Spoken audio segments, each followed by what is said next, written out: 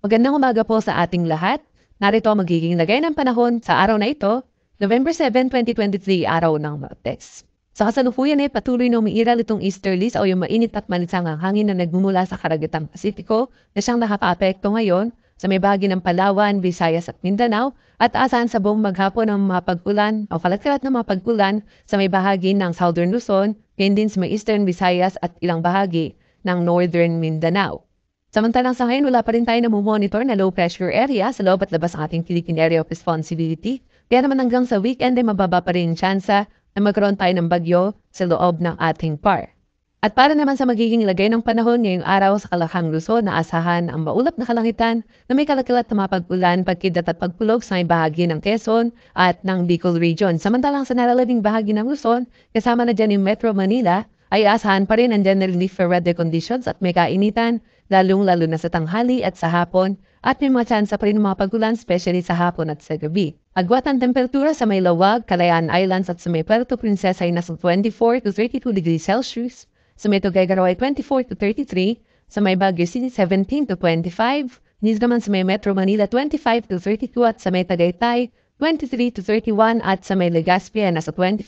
to 31 degrees Celsius. At para naman sa magiging lagay ng panahon sa Kalahang Visayas at Mindanao, asa natin sa buong maghapon ang maulap na kalangitan na may mga pag-ulan dito sa may bahagi ng Eastern Visayas, sa may Dinagat Islands at sa may Surigao del Norte at possible din po yung mga malalakas na mga pag-ulan. Kaya iba yung pag-iingat sa ating mga kababayan na nakatira sa mga lugar na ito.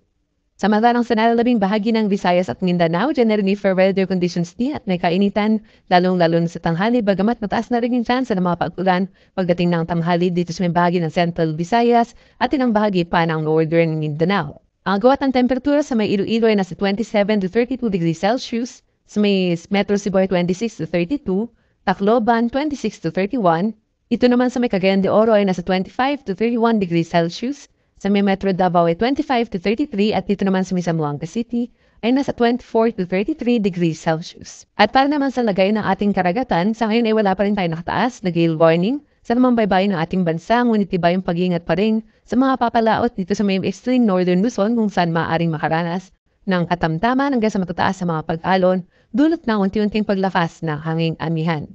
At para naman sa ating 3-day weather outlook sa mga pangunahing syudad ng ating bansa, ito sa Metro Manila and most of Luzon, inaasahan natin na by tomorrow ay magiging maliwalas pa yung panahon at magkakaroon lamang ng mga isolated mga rain showers and thunderstorms. Samantalang dito sa mga bahagi ng Southern Luzon, particular sa may Legazpi, gayon din sa Metro Cebu at Metro Davao o sa may Kalakang Visayas at sa ilang bahagi ng Mindanao ay makararanas sa mga pag-ulan hanggang bukas dahil pa rin sa epekto o posibleng dahil pa rin sa epekto ng easterlies.